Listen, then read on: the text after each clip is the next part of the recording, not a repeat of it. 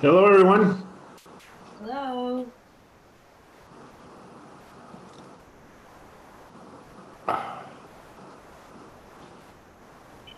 Hello. All right, so I'm going to propose that we have a sort of a little bit of uh, session today because I am, because of um, vacation, I spent the day sorting through the week's worth of emails that came over the transom, and I haven't had time to do a full preparation. So rather than impoverish our conversation, I propose that mainly we sort of think about, well, uh, based on your reading of this, what are the questions that come up for you? What are the things that really struck you? And we can and then we can endeavor to discuss some of those questions in more detail next week when I've had a chance to go through the text in a little bit more detail.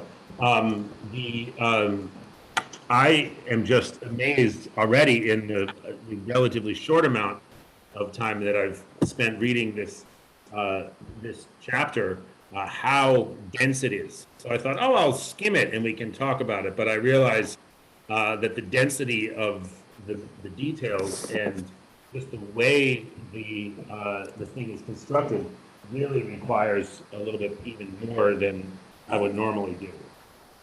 Um, so that's my proposal. Does anyone have uh, an objection, a strong or otherwise objection to that plan? Okay with me. It deserves a lot of discussion. Yes. And I'm going nuts trying to think about a book that my book group read. I think it was called David, but it had this episode with Bathsheba and then putting her husband in the line of fire. And it also had his end of life story, which was pretty robust. I missed the last thing you said. He had his. It was the end of his life story, which was pretty robust. Yes. Yeah. Yeah. I mean, it's really amazing. David's transformation at the very beginning of this scene from this active, very engaged king who is building out his power over all of the Israelites, and that's what we can discuss those portions tonight. And then when we get to chapter 11, all of a sudden he is sitting there.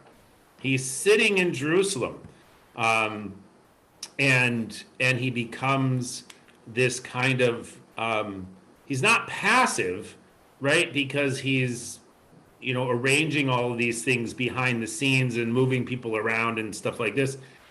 He still has absolute power, but he's sedentary in a way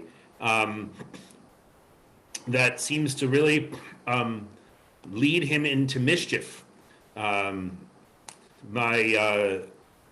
He's very naughty. He does very naughty things.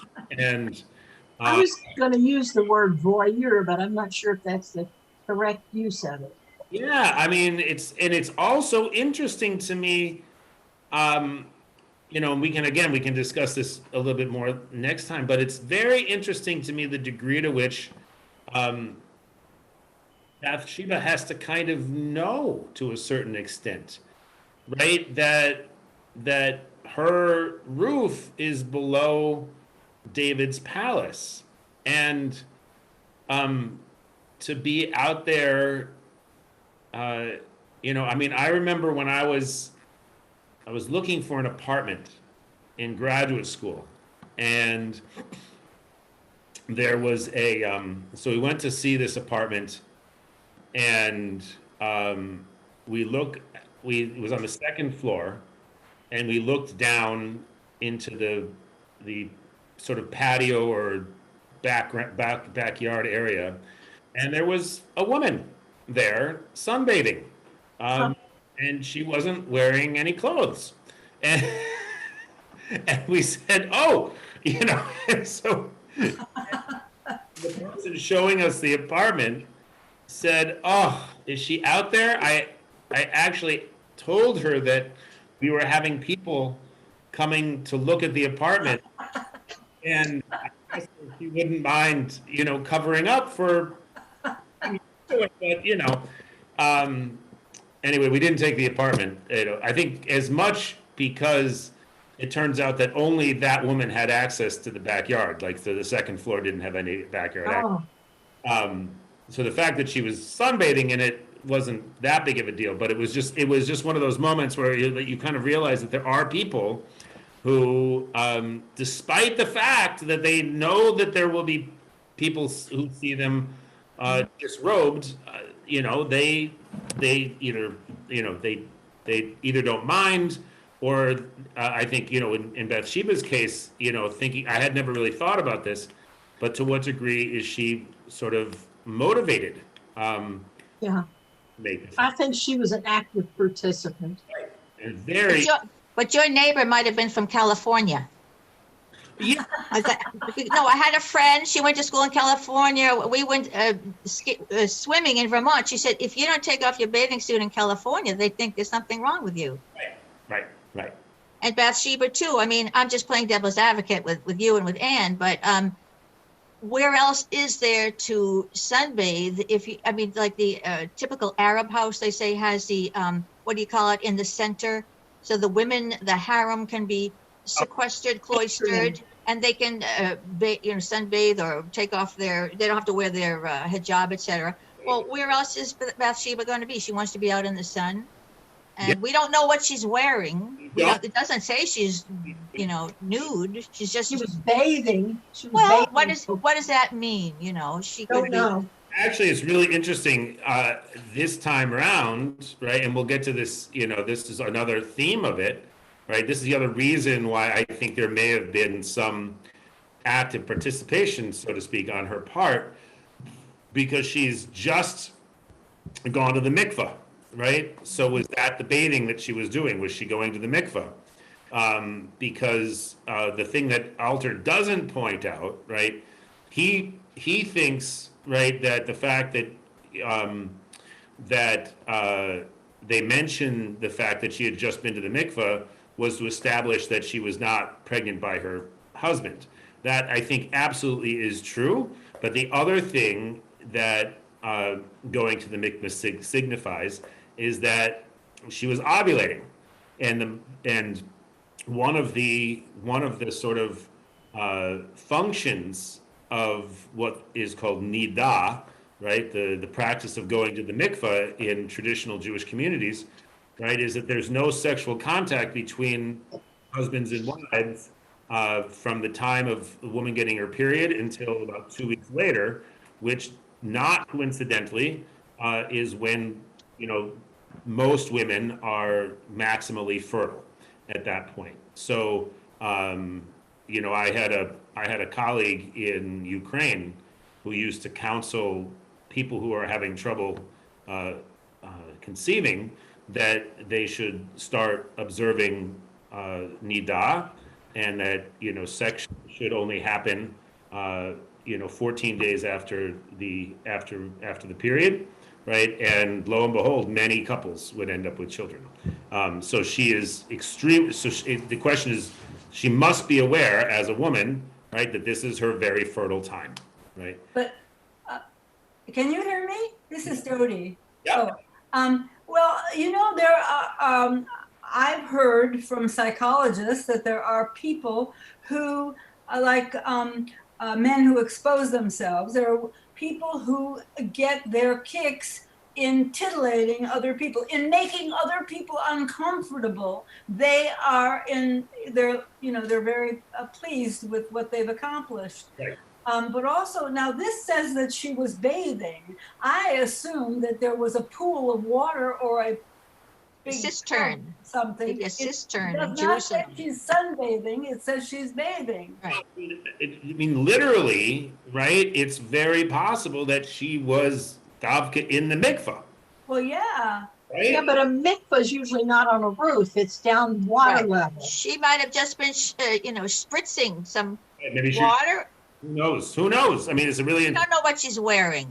right. But let's start with chapter 9, which is where we're supposed to start today.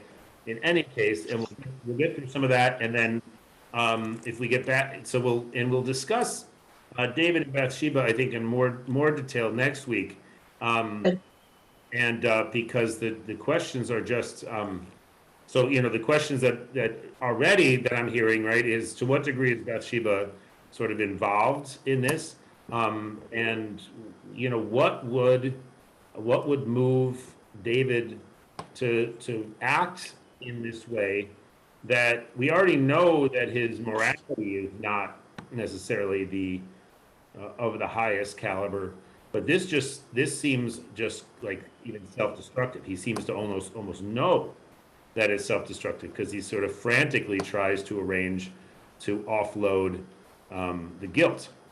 He tries to make it so that Uriah is the one who sleeps with her, and thus can be considered the father. And so the whole business just seems so weird to me. It seems like a characterological kind of shift in David, from someone who's very, very seems to have sort of a lot of sort of this is not always malice, but a lot of a forethought, right? He's very canny, he's very crafty, he seems to have his plans all kind of worked out. Here he doesn't really seem to have a plan, right? It just kind of, events seem to overtake him. He seems to be going into crisis response mode. He seems to be, it seems to be an abuse of power. Oh, 100%. 100%. Right. Although it is interesting, right? There are other interesting aspects of that question. But, by our lights, right, it clearly is an abuse of power, even by the lights of Israelite society, right? It would be an abuse of power, even if we could somehow overcome the fact that he is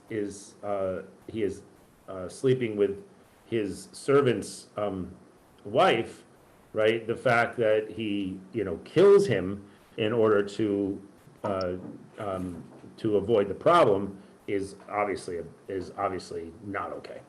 It's violating a few of the 10 commandments. Many. Yeah, and let's just say that he, as you probably already know, he does not find favor with God for this behavior.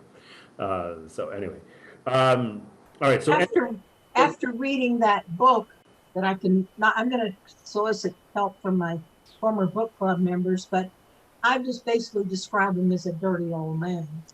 Yeah. Yeah, but he knew that God would be displeased, and surely just by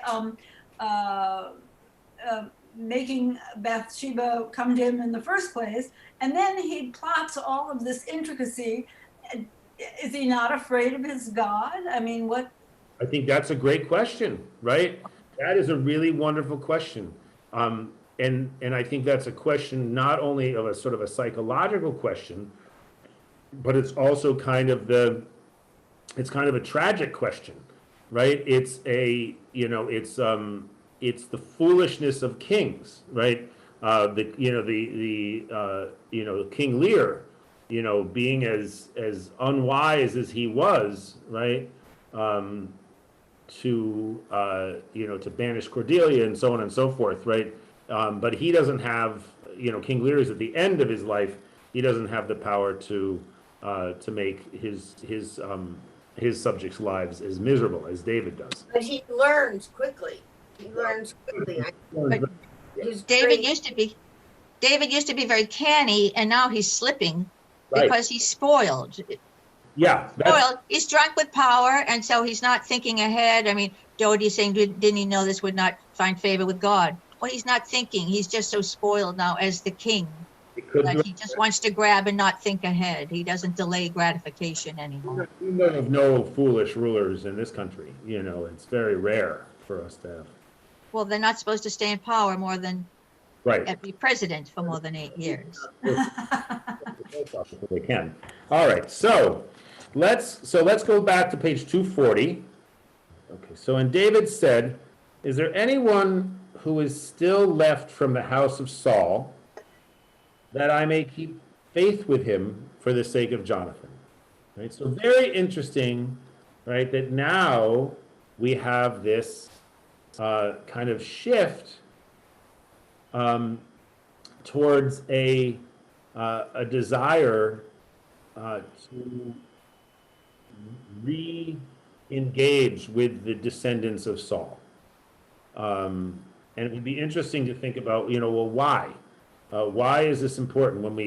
When we heard about the death of Ishbosheth, right, Saul's son, right, we understood that, he had a woman hanging out outside, working on some grain, and that was the only person, around, right? So he was, that house, in the sense of the ancestral house of Saul, had so descended, right? Had become so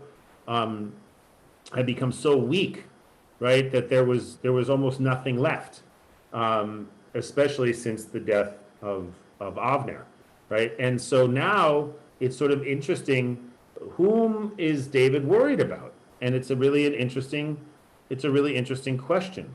And then Alter points out, right, that even though he seems to be making this sort of politic move towards being connected to Saul, right, he later kills, it says he later orders the execution of 7 men from the house of Saul.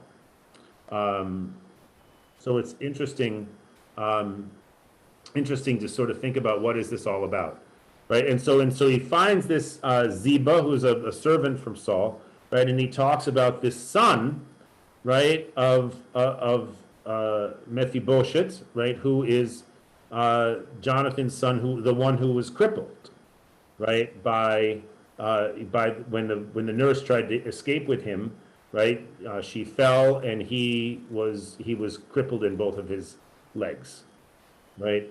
All right, so very interesting what he does, right. I mean, there could be two sides to it. On the one hand, he may actually be concerned to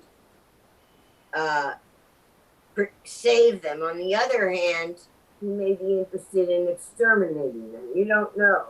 Exactly. Or at the very least, right, keeping them under his control. Right. Right.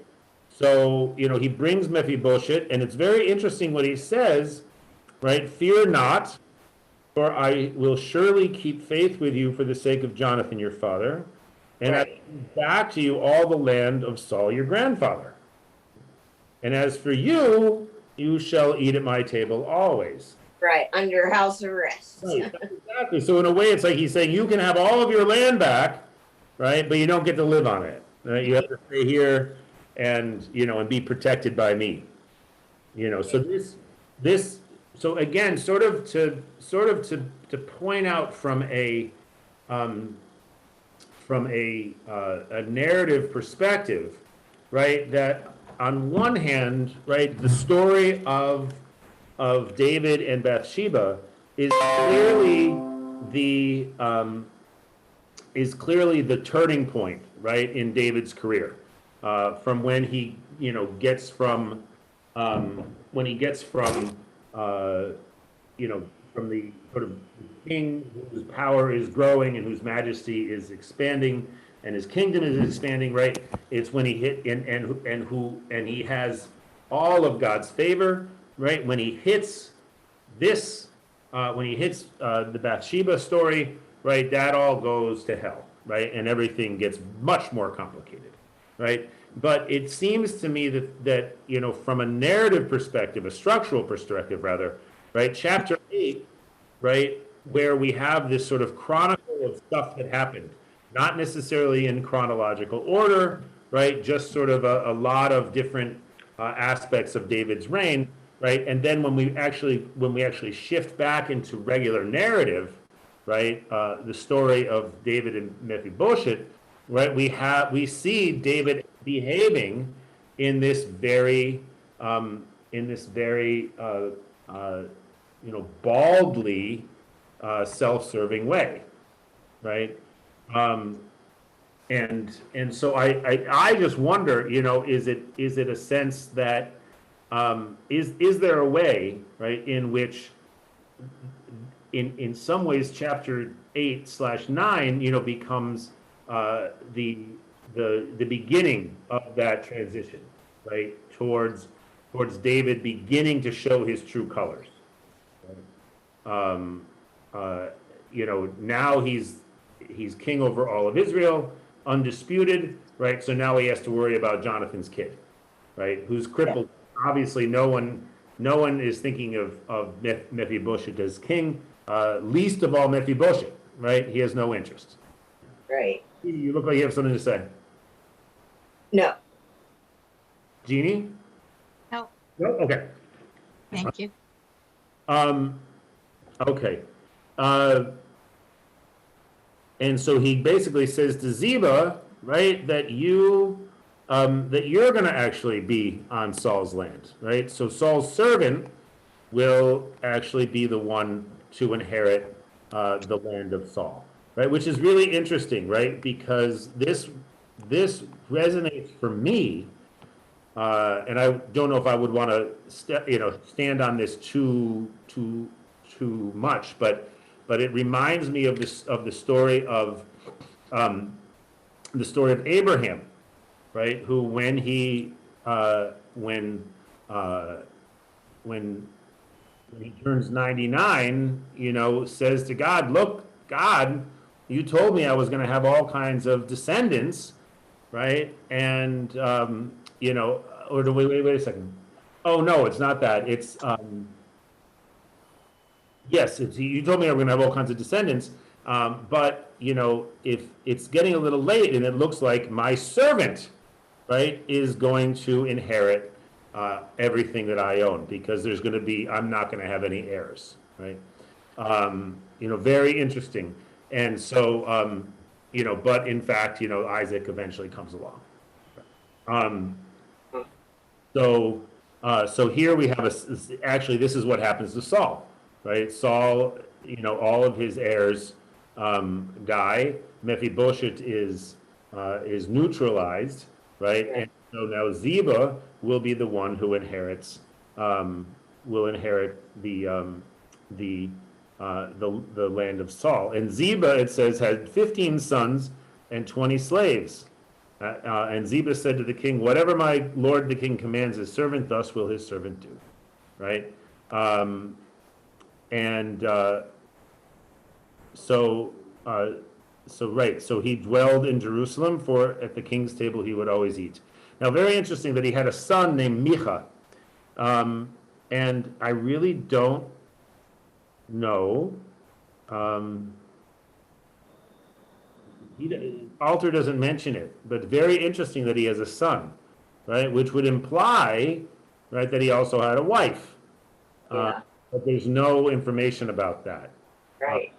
Is there usually, I mean, when you read all these genealogies in the Bible, they don't usually mention the wife, do they? When they say so-and-so begat so-and-so and so-and-so begat so-and-so? You're absolutely right, Jeannie, but my point is slightly different. My point is that presumably he had a wife, and so it actually wasn't just Mephibosheth living with King David, right? It was presumably his household. You know, his whole household lived in Jerusalem. So it's an interesting question. And he was lame, right, in both his feet. Right? That is how it. Mhm. That's how the house of Saul ends, right? The final sort of end of the house of Saul is to be headed up by a person who cannot walk. All right, and then it happens thereafter that a king of the Ammonites died, and Hanun his son was king, right? And David said, "Let me keep faith with Hanun son of Nahash, as his father kept faith with me." Right?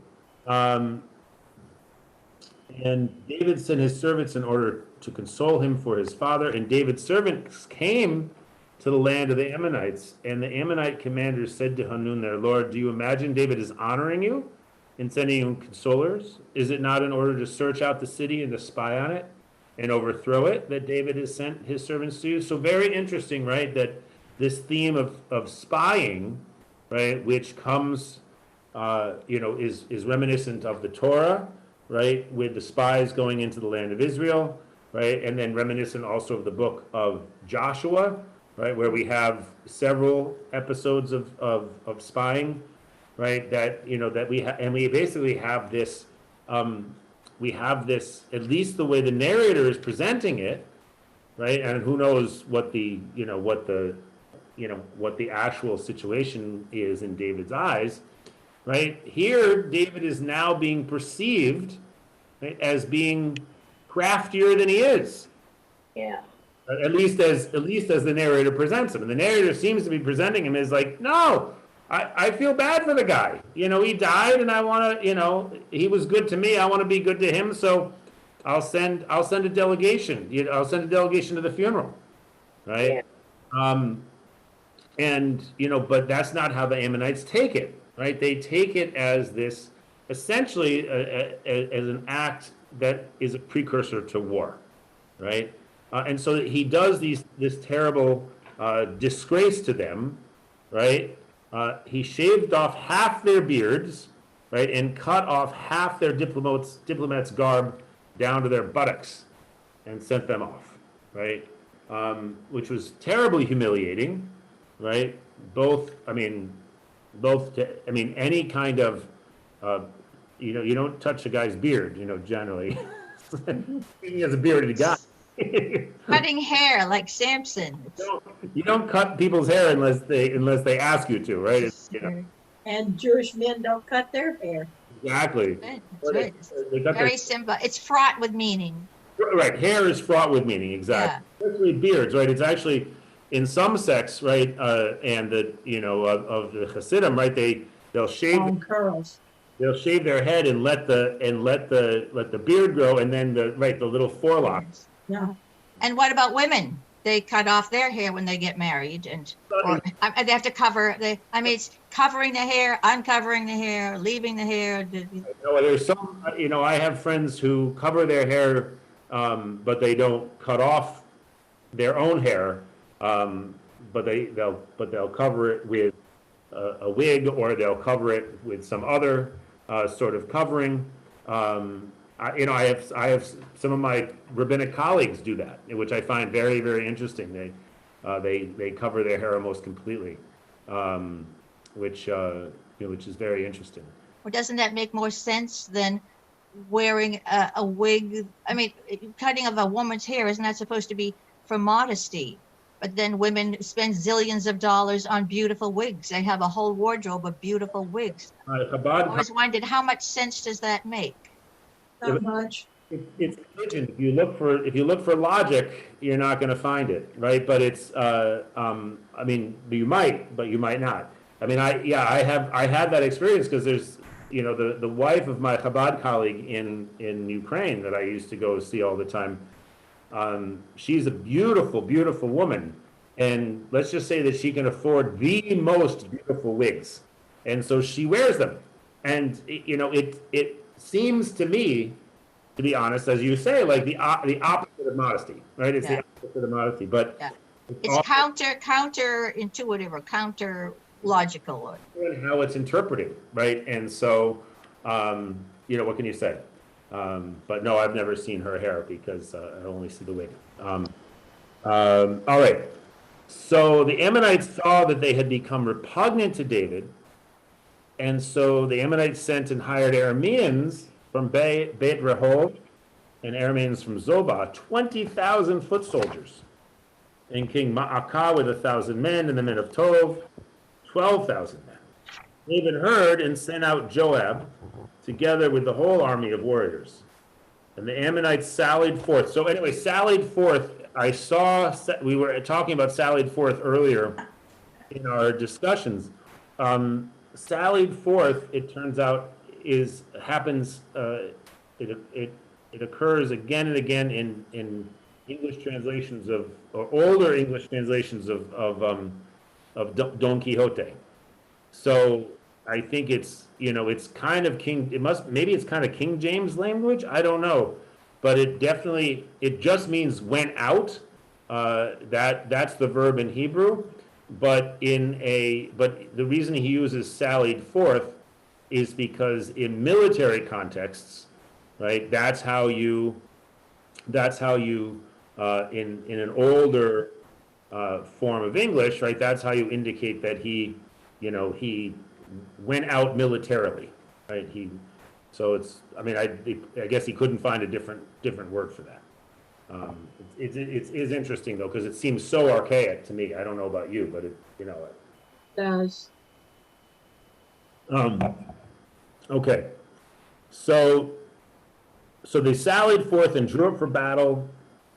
And Joab saw that there was a battle line against him in front and behind. And he chose from all the picked men of Israel and drew them up to meet the Arameans. And the rest of the troops he gave into the hand of Abishai his brother.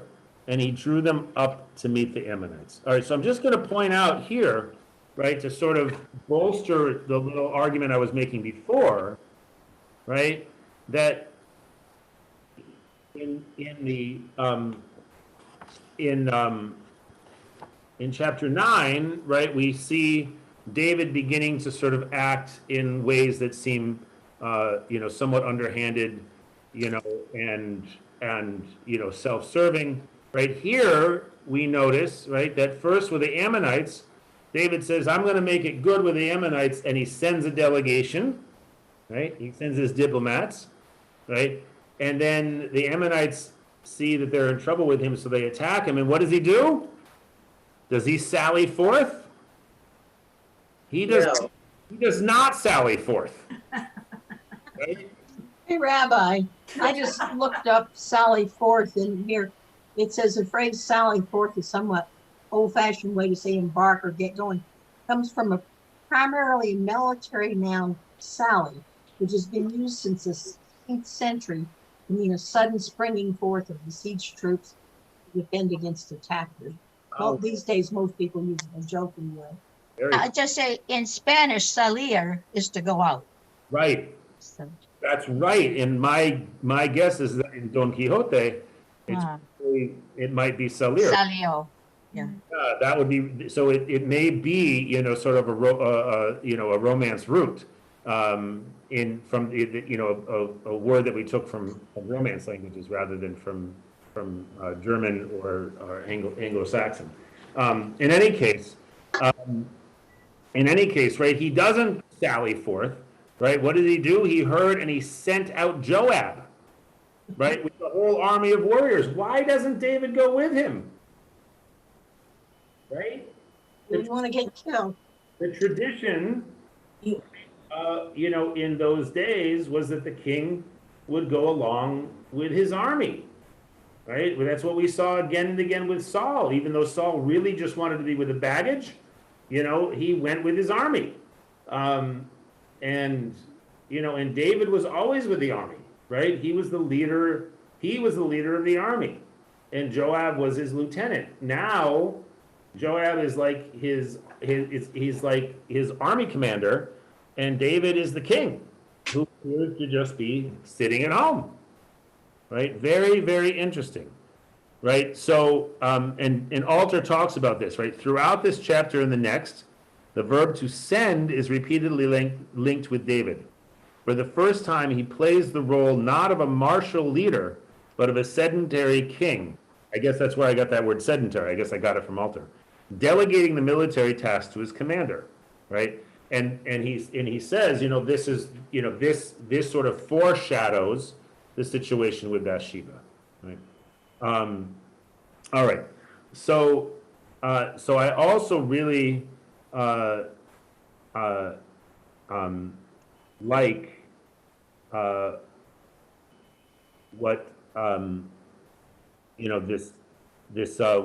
what Joab says, because it's very rare, right, as Alter points out, right, it's very rare to be having any kind of it's very rare to have any kind of a pep talk, right, in these narratives, right? It's usually much more matter of fact. So if the Arameans prove too strong for me, you will rescue me, and if the Ammonites prove too strong for you, I shall come to rescue you.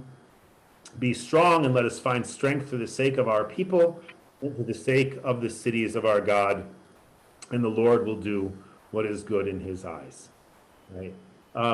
So Joab, it seems to me, I don't know, right, but it seems like Joab, sort of like Avner earlier, seems to almost be taking over David's role.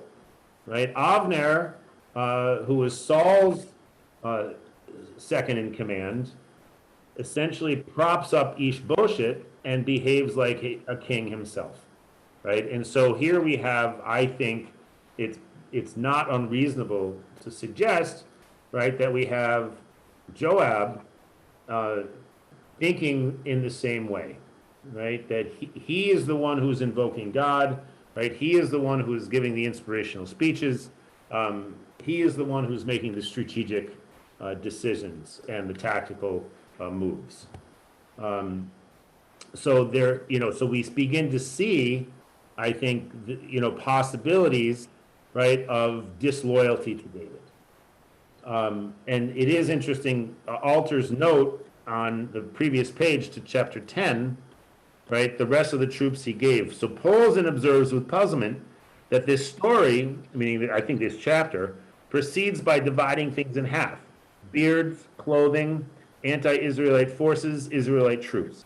One wonders whether this narrative dynamic of mitosis, it's a great word, mitosis, even though it is a saving strategy in Joab's case, might be a thematic introduction to all the inner divisions in court and nation, the fractures in the house of David that take up the rest of the narrative, right? So again, I think we have, Alter also seems to be suggesting, right, that these two chapters are really the introduction to the rest of the book, where things really begin to fall apart.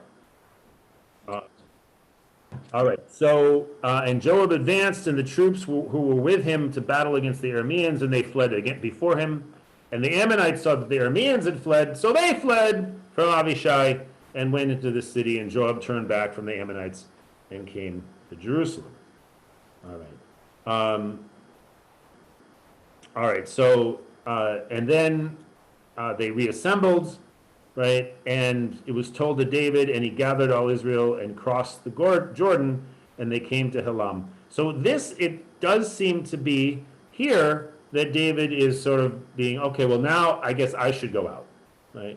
So here David does seem to go out, right? The Arameans drew up their lines against David and did battle with him, and the Arameans fled before Israel, and David killed 700 charioteers of the Arameans and 40,000 horsemen. And Shobach, the commander of their army, he struck down, and he died there. and so they made peace with Israel, right, and became their vassals. All right, so that we end up, and so this is, so we have this sort of final triumph. Go ahead, Jeannie. No, I didn't say anything, but I do have a question now that you ask. I'm just thinking vassals, people become vassals to the Israelites. Yeah. Other groups can maybe later convert, they force conversion, or these people are not converted one way, actively, passively, voluntarily. They don't convert or embrace this God, or Right. It's they're just vassals. Right. It's a really interesting question, and I think it's the reason that this is so fraught, right, is because this is the sort of paradox of the Israelite religion, and it's the in a sense it's the paradox still of Judaism, right? That there is this need for there's a need for connections with other peoples, right? For strategic alliances. We have it going on right now, right? We have Israel coming to terms with the United Arab Emirates, which for decades was a pretty, a pretty anti, was not quite an enemy, but certainly not an ally, right? And increasingly over the last couple of years, right, there's been a lot of shadow diplomacy. And I guess they both sort of felt it was in their interests to give Trump a foreign policy accomplishment, so they decided to come out into the open with it. But I just find it fascinating, right, that, that politics makes for religiously suspect bedfellows, right? And so you've got vassal states, right?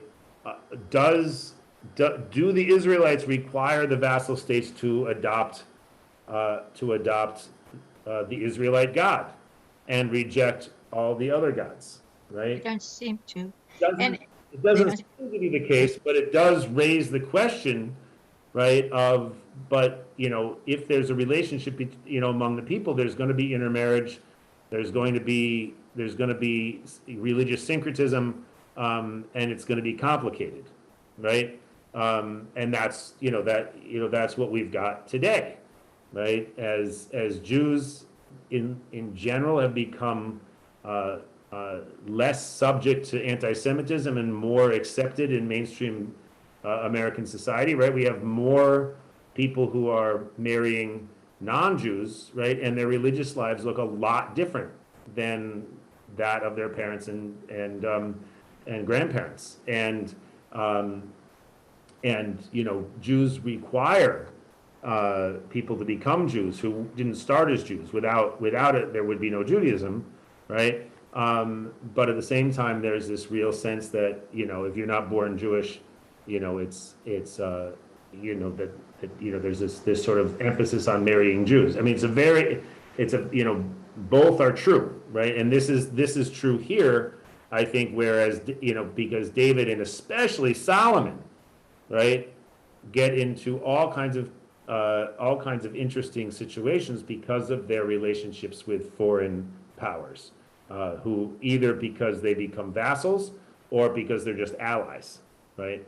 And foreign wives of the king lead to trouble. So, but I think it's a theme, Jeannie. I think you're pointing at something very important.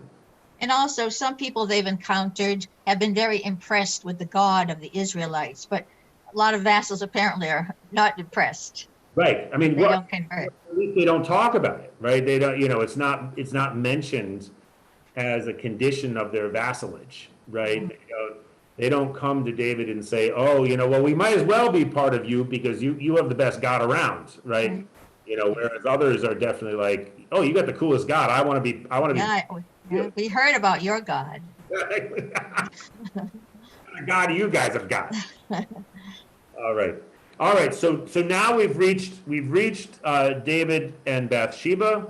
I think let's just we can go around and everyone who has sort of an initial question that they would like us to focus on next week, why don't you mention it? I will endeavor to write them down, and then we can discuss them when we can discuss them next week. All right. So anyone who would like to ask a question, just go ahead and I'll note it. I just thought of it, maybe a dumb question, but who is Bathsheba? Good. She's the daughter of Eliam and the wife of, oh, I'm sorry. Okay, I just answered my question. Well, she's the wife of a Hittite. So I guess she's not an Israelite. Maybe she could be. Right. So what Uriah the Hittite? There's so much interesting stuff about who is Uriah the Hittite, right? And why is she named both?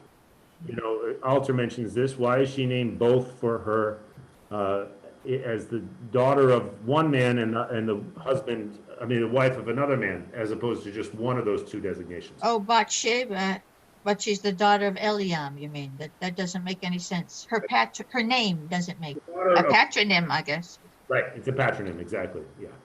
So right. So who is Bathsheba, and why does she suddenly appear at this junction in the story? Right. I think it's a great question. All right. Other questions? Dodie, you always have good questions. Who? You. Who? Does. Who you?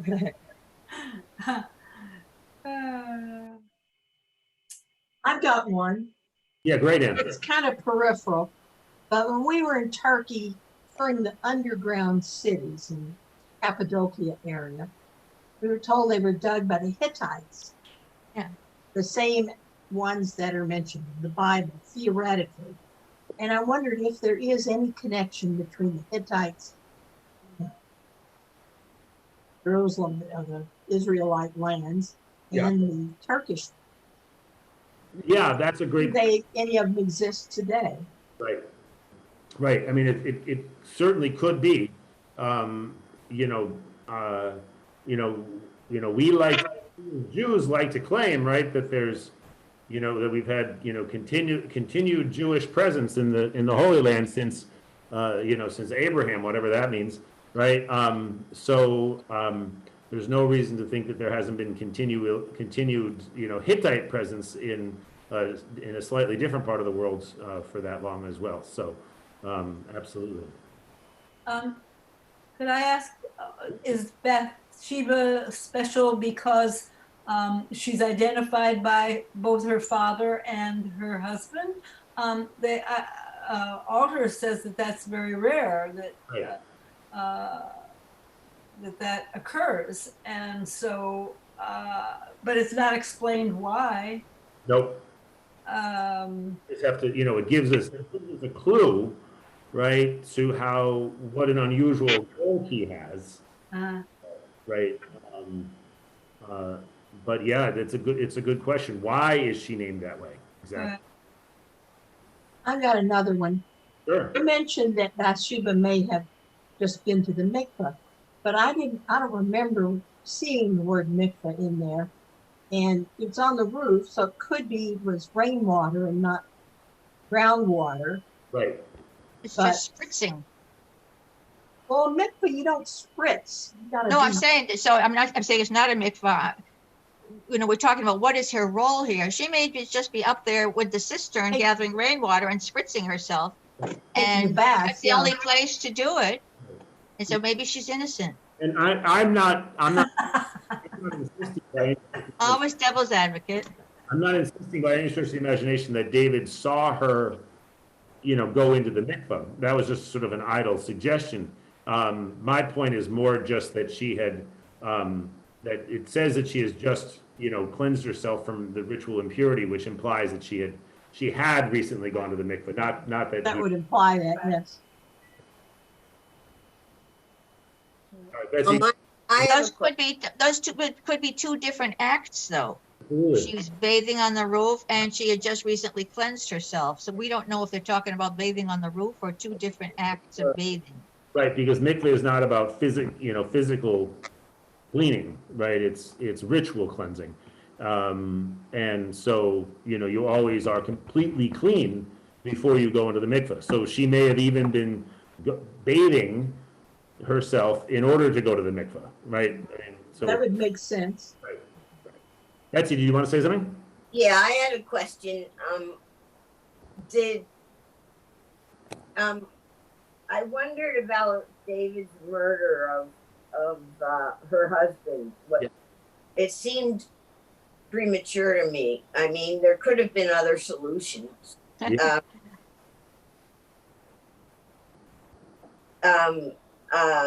You know, strategic solutions that. Oh, sorry.